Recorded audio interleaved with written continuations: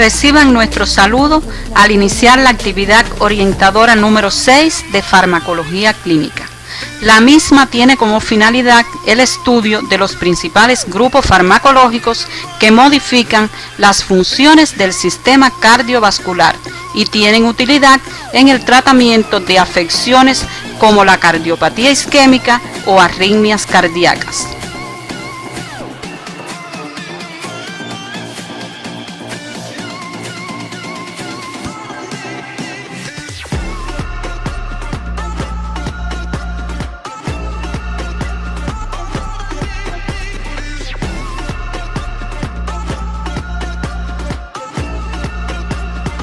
Los objetivos de este tema son explicar el uso de los medicamentos capaces de actuar sobre el sistema cardiovascular a través de sus características farmacodinámicas, farmacocinéticas, efectos indeseables e interacciones medicamentosas. Explicar las bases farmacológicas del tratamiento de la cardiopatía isquémica y la enfermedad cerebrovascular a través de los mecanismos de acción de estos medicamentos. Identificar los principales usos de los antiarrítmicos partiendo de sus acciones farmacológicas. En la semana anterior comenzamos el estudio de dos importantes grupos de medicamentos con acción sobre el sistema cardiovascular, los antihipertensivos y los medicamentos de utilidad en la insuficiencia cardíaca, así como la importancia de la terapéutica farmacológica de estas dos enfermedades para el mantenimiento de la calidad de vida de estos enfermos. La cardiopatía isquémica está condicionada por una serie de factores de riesgo como el tabaquismo, la obesidad, la hipertensión arterial, la dislipidemia y el sedentarismo, los cuales son modificables mediante estilos de vida saludables. Existen otros factores de riesgo no modificables como la edad, el sexo masculino, la diabetes mellitus, antecedentes familiares de enfermedad coronaria prematura o la presencia de esta enfermedad. La reducción de la morbilidad y mortalidad por esta causa puede lograrse mediante la eliminación o control de estos factores de riesgo.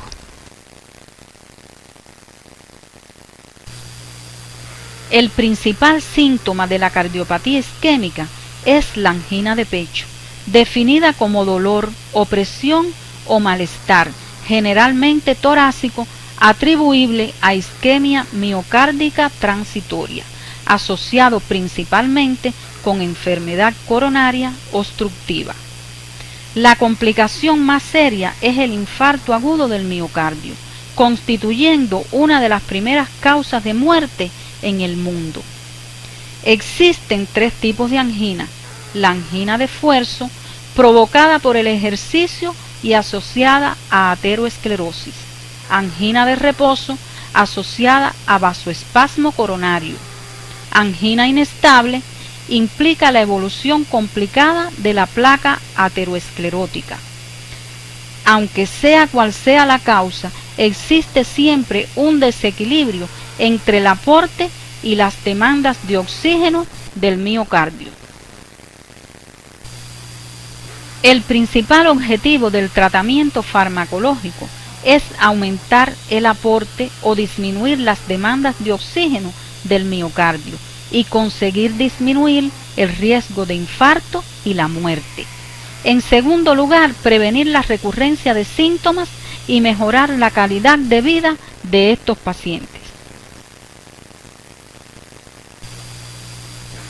Los fármacos antianginosos se clasifican teniendo en cuenta su acción sobre la isquemia en fármacos hemodinámicos que incrementan el aporte y reducen los requerimientos miocárdicos de oxígeno, nitratos, nitroglicerina y dinitrato de isosorbide, beta bloqueadores, atenolol, propranolol y metoprolol, bloqueadores de los canales de calcio, dihidropiridinas como nifedipina, amlodipino, y no dihidropiridinas como verapamilo y diltiazem. Fármacos metabólicos como el nicorandilo y la trimetazidina. Los beta bloqueadores y los bloqueadores de los canales de calcio fueron tratados ya como fármacos antihipertensivos. Te recomendamos que revises en tu libro de texto y materiales del CD su efecto como fármacos antianginosos.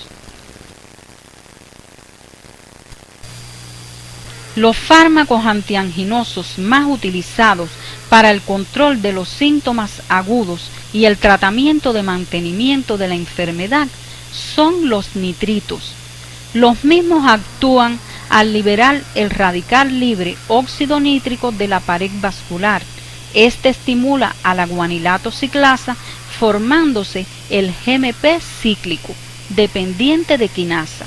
Esto provoca la desfosforilación de las cadenas de miosina con la consiguiente vasodilatación.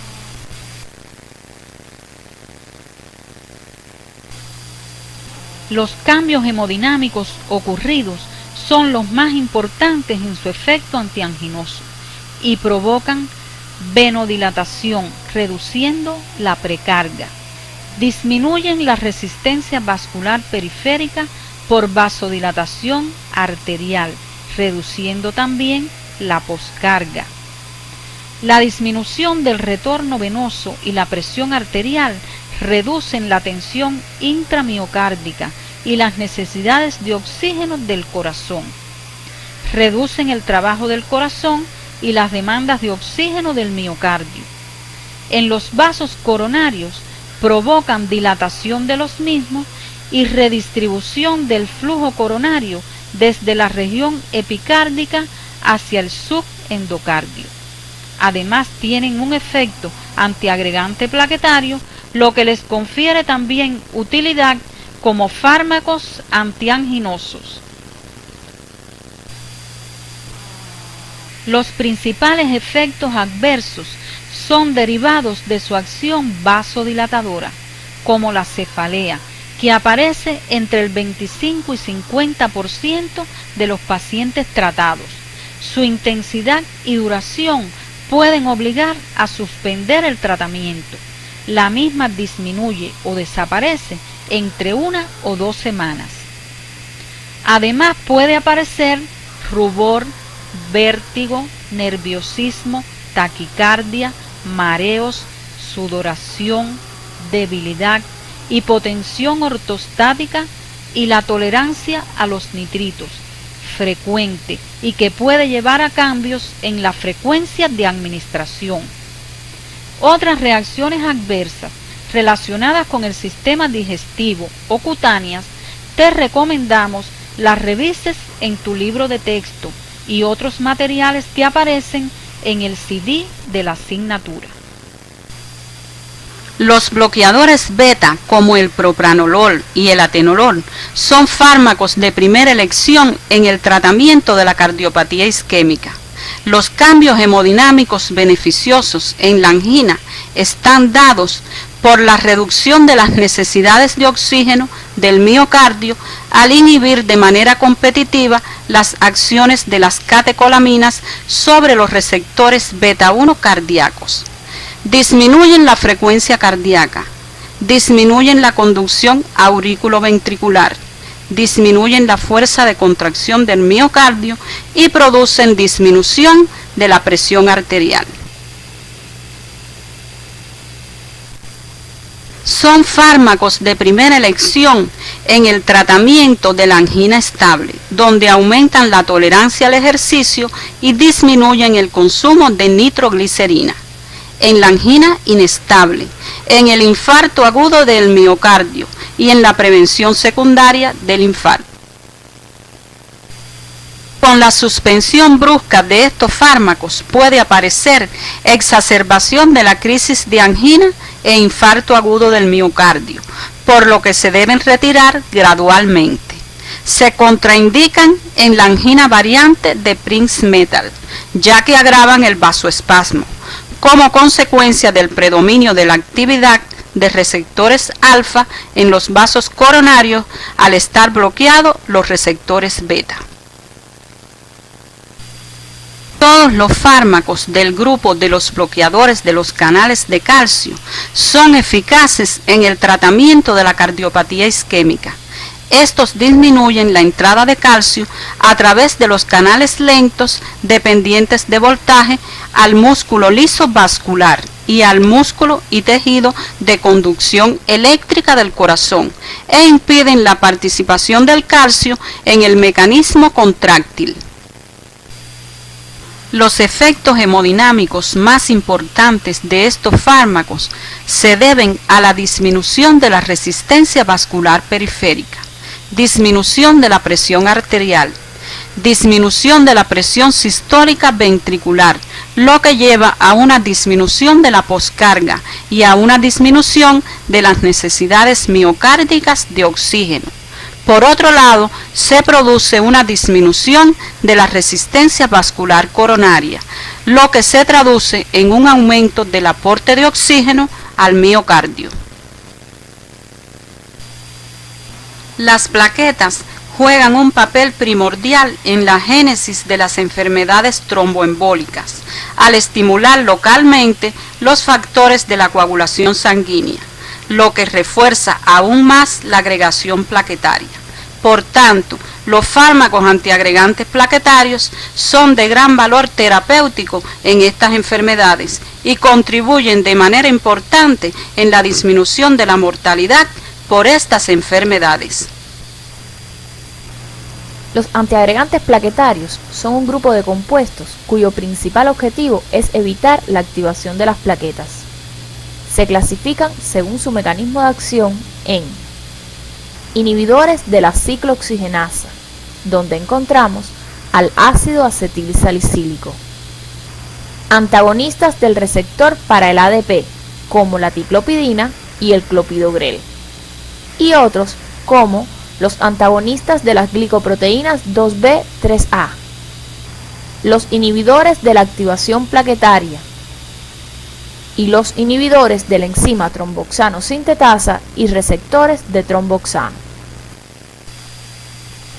De ellos, los más utilizados son el ácido acetilsalicílico y la ticlopidina, por lo que estudiaremos su mecanismo de acción antiagregante plaquetario. El ácido acetilsalicílico o aspirina inactiva irreversiblemente a la enzima ciclooxigenasa mediante un proceso de acetilación. Recordarás que esta enzima cataliza la conversión del ácido araquidónico en endoperóxidos cíclicos. De esta forma, se impide la síntesis del tromboxano A2, que es un poderoso vasoconstrictor y agregante plaquetario. Como las plaquetas no pueden sintetizar nuevas proteínas por ser células anucleadas, el efecto de la aspirina persiste el tiempo de vida de la plaqueta, o sea, mientras persiste en la circulación. La ticlopidina ejerce su efecto antiagregante al interferir con la activación plaquetaria mediada por ADP, como consecuencia del bloqueo de la unión del ADP a su receptor en las plaquetas. El resultado neto de tales acciones es el bloqueo de la agregación plaquetaria y la retracción del coágulo.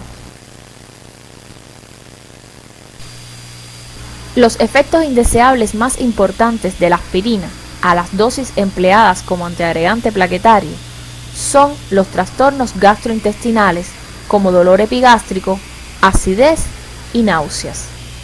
Con menor frecuencia se produce sangramiento digestivo. Todo esto es resultado de la inhibición de la síntesis de prostaglandinas citoprotectoras de las células de la mucosa gástrica. Se ven con más frecuencia en ancianos y en pacientes con trastornos de la coagulación.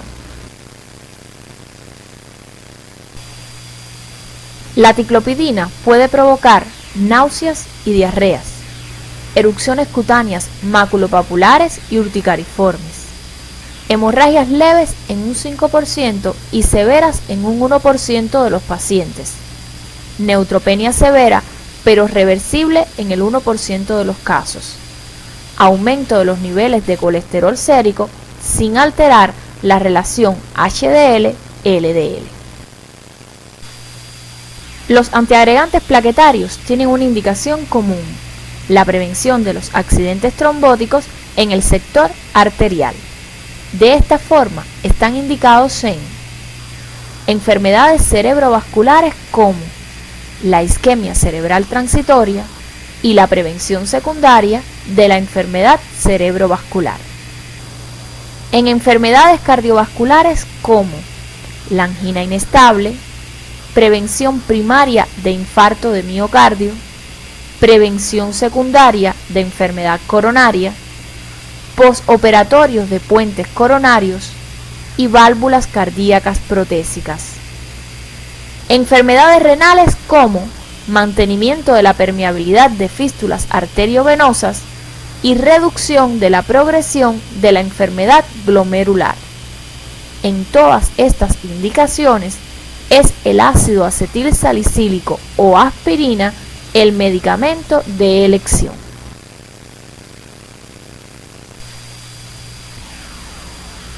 El abordaje terapéutico de la trombosis comprende el control de los factores de riesgo, el tratamiento del trombo establecido, ya sea quirúrgico o con fármacos trombolíticos, y la prevención con antiagregantes plaquetarios o anticoagulantes que abordamos recientemente. Los fármacos fibrinolíticos o trombolíticos se comportan como activadores exógenos del sistema fibrinolítico. La característica más importante que debe buscarse con estos medicamentos es la fibrinoespecificidad en su acción, y atendiendo a esta característica se clasifican en tres grandes grupos: agentes inespecíficos o fibrinolíticos. Actúan tanto en las cercanías del trombo como en el resto de la circulación sanguínea: streptokinasa y uroquinasa. Agentes de especificidad intermedia.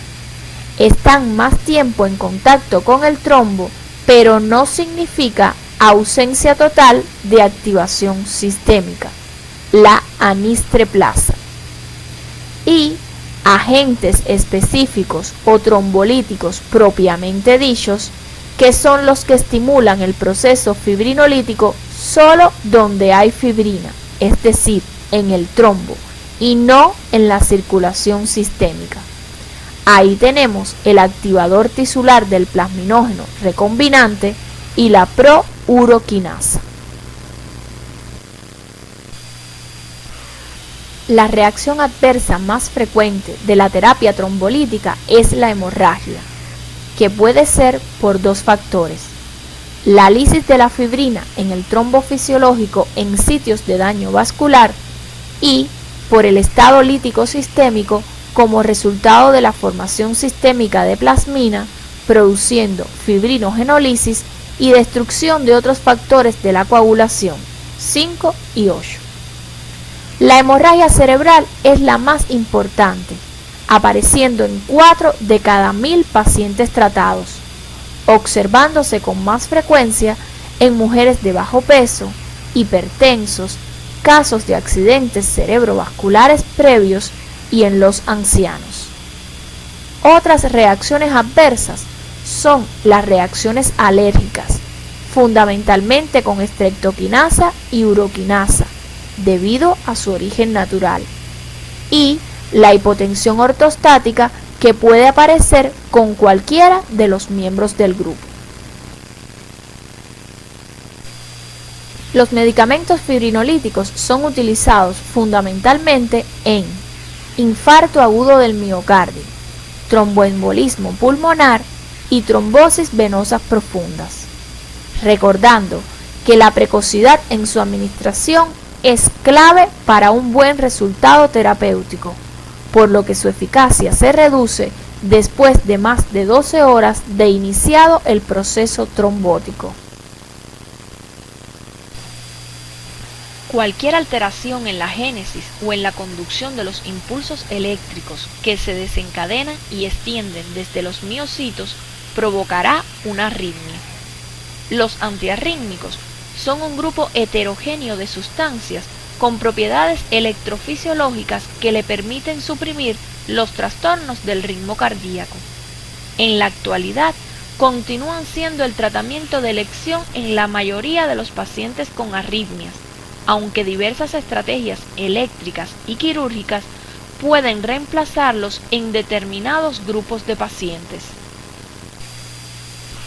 Hasta hoy se mantiene la clasificación propuesta por Vaughan Williams en 1984, pese a varios intentos por encontrar otras más útiles a la hora de orientar el tratamiento.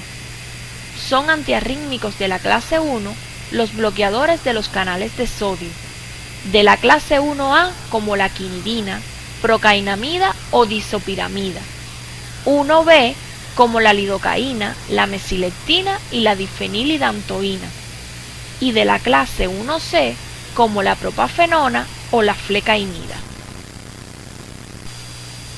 En la clase 2 se sitúan los bloqueadores beta-adrenérgicos, como propranolol, atenolol y metoprolol. En la clase 3, los bloqueadores de los canales de potasio, amiodarona y sotalol. Y en la clase 4, los bloqueadores de los canales de calcio, verapamilo y diltiazem. Otras drogas antiarrítmicas no incluidas en esta clasificación son atropina, isoprenalina, adenosina, cloruro de magnesio, adrenalina, digoxina y cloruro de calcio. Las principales indicaciones de los antiarrítmicos más empleados en terapéutica se presentan a continuación. Los antiarrítmicos de la clase 1A pueden indicarse en el flúter y fibrilación auricular, en este caso la quinidina, cuando otros fármacos no se toleran o están contraindicados. En la taquicardia o arritmias ventriculares sostenidas en el infarto agudo del miocardio, la procainamida puede utilizarse como droga de segunda línea. Los antiarrítmicos de la clase 1B se indican en el tratamiento agudo de arritmias ventriculares, particularmente de origen isquémico, como en el postinfarto de miocardio, y en este caso la lidocaína es el medicamento de elección.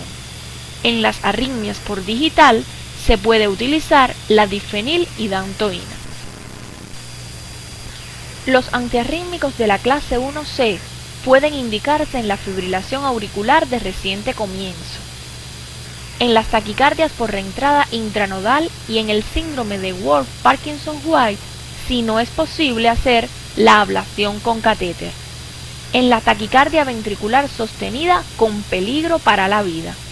Recordemos que la propafenona y la flecainida, miembros de este grupo, aumentan la mortalidad en pacientes con cardiopatía isquémica, infarto previo o alteraciones estructurales, por lo que su uso está contraindicado en estos pacientes. Los antiarrítmicos de la clase 2, los beta bloqueadores, se indican en taquiarritmias supraventriculares, arritmias ventriculares no sostenidas en el infarto agudo del miocardio y arritmias ventriculares sostenidas asociados con otros antiarrítmicos. Dentro de los antiarrítmicos de la clase 3 se destaca la amiodarona, que puede utilizarse en arritmias ventriculares y supraventriculares. Provoca reacciones adversas de importancia, pero su administración no se asocia a aumento de la mortalidad. Se utiliza en el flúter y fibrilación auricular, en arritmias ventriculares no sostenidas y sostenidas, en las taquicardias supraventriculares, en la angina variante complicada por arritmias ventriculares graves. Mientras que los antiarrítmicos de la clase 4, los bloqueadores de los canales de calcio, se indican en las taquicardias supraventriculares por reentrada y en el flúter y fibrilación auricular.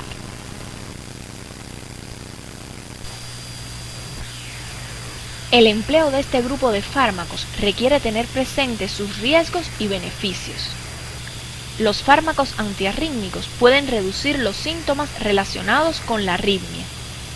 Algunos reducen la mortalidad a largo plazo en pacientes asintomáticos, comprobado para los beta bloqueadores. Dentro de los riesgos están los efectos adversos relacionados con altas concentraciones, efectos adversos no relacionados con altas concentraciones, efectos adversos potenciados por la combinación con otras drogas o el estado del corazón, y el efecto proarritmogénico. Aunque es más significativo con algunos fármacos, todos los antiarrítmicos tienen la capacidad de desencadenar arritmias. Este y otros efectos indeseables, así como las acciones farmacológicas de este grupo, debes revisarla en tu libro de texto durante el estudio independiente. Al finalizar la actividad orientadora, podemos arribar a las siguientes conclusiones. El principal objetivo del tratamiento farmacológico de la cardiopatía isquémica es aumentar el aporte o disminuir las demandas de oxígeno del miocardio para conseguir reducir el riesgo de infarto y la muerte.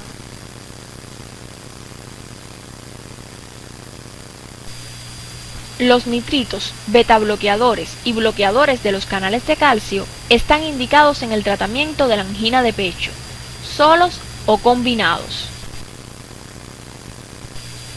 La terapéutica de la trombosis comprende el control de los factores de riesgo, el tratamiento del trombo establecido y la prevención de eventos posteriores.